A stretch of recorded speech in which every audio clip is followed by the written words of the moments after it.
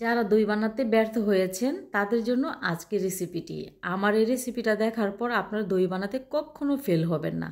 আপনার দই হবে আমার মতো এরকম পারফেক্ট। যে কোনো পাত্রে এই দইটা তৈরি করা যায়, যা তৈরি করা খুবই সহজ। আর এই সহজ রেসিপি নিয়ে আপনাদের মাঝে আমি সবসময় হাজির হই।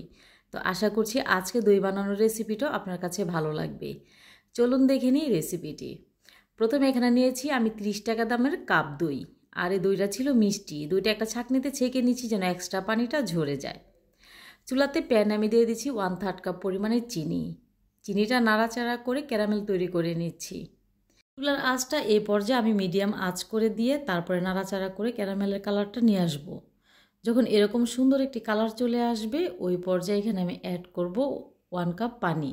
আর ক্যারামেলের কালারটা যেন ঠিক এরকম থাকে সেটার দিকে আপনারা খেয়াল রাখতে হবে। যদি বেশি কালার করতে যান সেই ক্ষেত্রে কিন্তু ক্যারামেলটা তিতা হয়ে যাবে আর দইটা খেতে ভালো লাগবে না। তো নাড়াচাড়া করে ক্যারামেলটা পানির সাথে সম্পূর্ণ যখন মিশিয়ে নেওয়া হয়ে যাবে তখন আগে থেকে আমি 2 কাপ পরিমাণে দুধ জাল করে নিয়েছিলাম।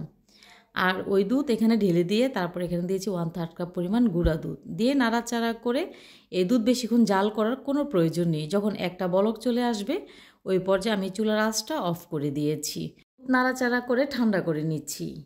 তো এর মাঝে যে দইটা আমি পানি ঝরিয়ে রেখেছিলাম সম্পূর্ণ পানিটা ঝরে গেছে।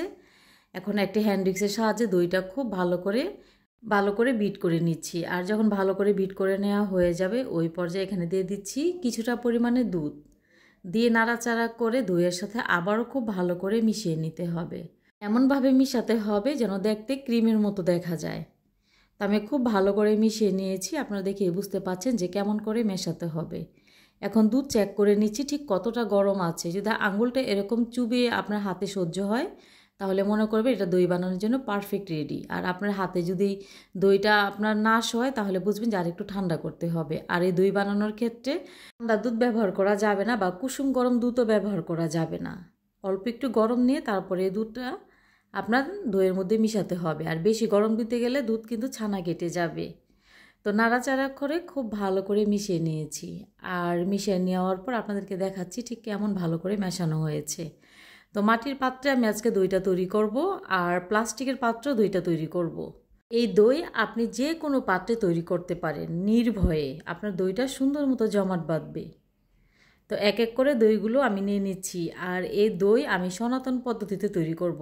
আমি দই কিন্তু বেশিরভাগই সনাতন পদ্ধতিতে তৈরি করে থাকি। তো এই দইটা আমি সারা দিনের জন্য রেখে দিয়েছিলাম চালের ড্রামে।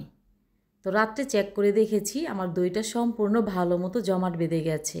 এখন সারা রাত্রের জন্য ফ্রিজে রেখে দেব। তো সারা রাত ফ্রিজে রেখে দেওয়ার পর সকালে আপনাদেরকে দেখাচ্ছি দইটা ঠিক কতটা ভালো মতো জমাট বেঁধেছে।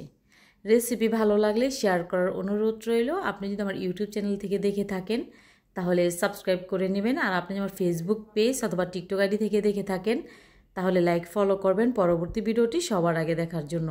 এভাবে দই তৈরি করে দেখবেন, দই বানাতে কখনো ফেল হবেন না, দই হবে পারফেক্ট।